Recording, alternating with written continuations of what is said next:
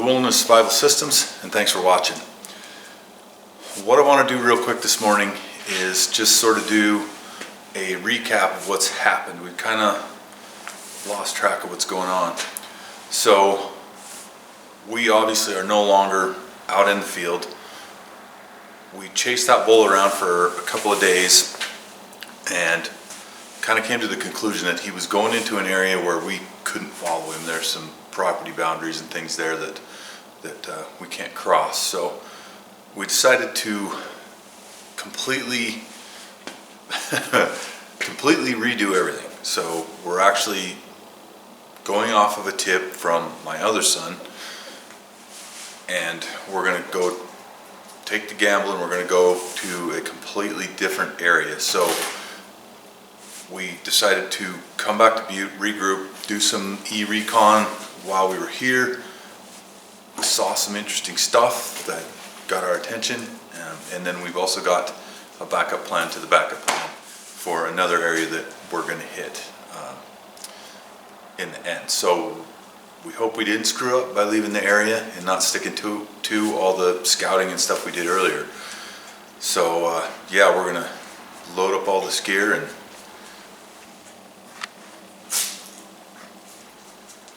head to the new area. So we'll see you up there. Okay, here we are. We left Butte and came to this location. We'll call this location Fish Trap, and we're gonna set up here for a couple of days. There's some parks and ponds and stuff down below that we want to check out and see what kind of activity that we can find down there. But as for now, pretty nice camp.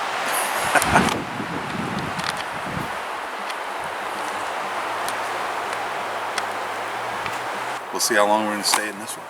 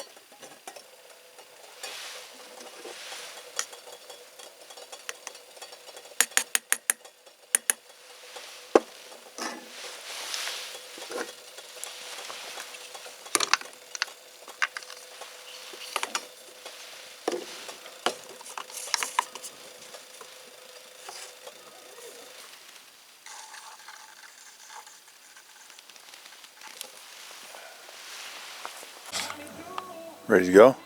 Ready to go? Getting a little bit of a late start, but we're ready to roll out. It's been a day.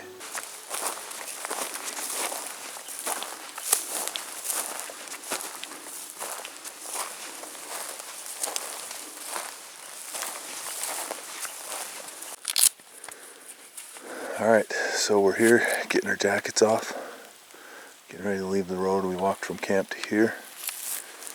Now we're going to head down this direction and we'll boondock it from here down into the wallow that we found last night. There's also a bunch of water, kind of swampy areas down here, and we heard some cows talking, maybe a really young bull talking, and so we're going to spend the rest of the day in here. Hopefully we're able to get some footage of it while we're in there. We've set up in a small wooded area.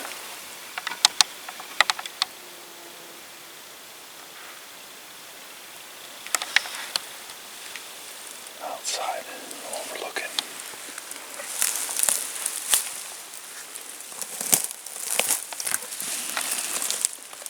water area right here.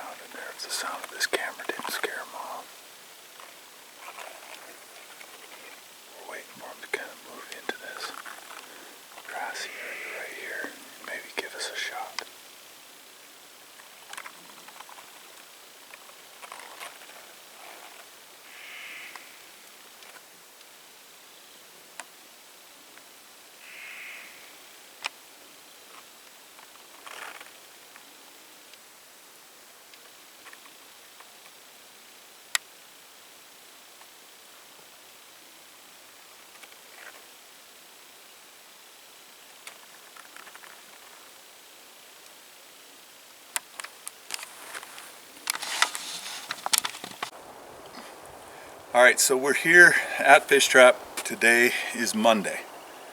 We went out this morning and hit some of those parks. We thought we were into elk Sunday afternoon when we went out. So we went out early this morning and we went into that same area. We didn't get in any elk. However, what did we see? A bear, and almost got attacked by a mule deer. And so that's almost being attacked by a moose and a mule deer this trip. And the bear was fine. He was the nicest one. Yeah, he was the nicest one of the bunch. So, but what we're starting to realize is that we're out of time. And so it is like 1 o'clock in the afternoon. And we are going to break this thing down and move to yet another location down closer to the river. So we just didn't quite see what we wanted, but I hate jumping around at the same time. But again, we've got some hot intel on the other place and it appears to be staying hot. So we're going to go ahead and jump down there and try to finish this hunt up successfully. I mean, we're trying. Say goodbye to camp. Yeah. Love camp. I like this camp. All right, so I've decided that I am going to go ahead and draw this series to a close right here in the studio, and because it just really is getting long, and this video itself is getting long. So we left Fish Trap Camp and we moved down to the river that afternoon. We set up camp down on the river, and the idea was we'll spend the night and then we'll get up in the morning, cross the river, and head into the hunting grounds where we're going to go. And it got cold that night. I don't know the exact temperature because we didn't have a thermometer around, but it was much colder than the 29 degrees in the area that we'd been in prior to that. So yeah, so it got cold. But we went ahead and crossed the creek, and we climbed some really steep grades, and we got up to this spring. And the way it worked was the spring kind of dropped down a draw down into a creek bottom. So what our plan was to follow the spring down into the creek bottom. And the reason that we decided to do it that way was because the way the wind had been blowing the night before. We assumed it was a close enough amount of time that the wind would probably blow the same way the next day. And it did. And so that part of it worked. We followed the spring down in, and when we got into the spring, we found a bunch of elk sign, and we found a bunch of wallows, and just a lot of indicators that the elk are in there, and they're pretty thick in there. So we went ahead and followed the spring down, and then the weather started blowing, and we got a little more than halfway through the day, and weather started coming in. The wind really started to howl, and you could see the snow squalls coming from the other ridge lines at us. So we decided the better part of valor would be to call it, and really by calling it, that called the whole two-week hunting trip at that point. So it's kind of a disappointing ending to it, but it happens. That's the way hunting goes. So one last thing I wanted to talk about before we close this thing up is some of the takeaways from the entire 2 weeks. One, sometimes it's just pure luck. We were doing a bunch of scouting and putting the effort in and all that, and every time we'd find an area we wanted to check out, we would do the e-scouting. We'd look at the satellite pictures, we would look at the terrain, we would start looking at property boundaries and area boundaries and the regulations in that area, and then decide, oh, good area, we'll go physically look at it, maybe put some cameras out, spend a little bit of time there, but not a ton. And every time we would do that, a fire would start in that area. So that we really weren't going to do much about. So that's kind of luck of the draw. The nice thing that happened was by moving out of the original area that we were in and going to the other area, going to the Fish Trap area, going from Fob Billy Bob to the Fish Trap area, we learned some new country. We hadn't been in that country before, so it expanded out sort of our horizons. So as far as scouting and everything next year, we just have that much more terrain to fall back on in case we have a fire season like we did this year, which is pretty much annual anymore. So that's kind of a takeaway. Another thing that we need to do is we need to quiet our camera equipment down. So every time that I would try to record while we were out on the hunt, the cameras would bing and beep and chime and do all this stuff, and it really sounds like freaking church bells going off out there. So that's really not conducive to hunting. I've already figured out how to quiet down one of my cameras, and I don't know if the other one I'll be able to do that with, or if I'll just have to get another light camera. Either way, we'll figure that out. And another thing would be to get someone else to shoot. I think we would get a lot more footage back out in the country if we had someone else carrying a camera. Now, Chance and I both decided that neither one of us wants to put down our bow and pick up a camera. So we're going to have to find some other nice person to carry a camera for us. So that's something else we'll work on and try to maybe schedule that way next year if we can put this together.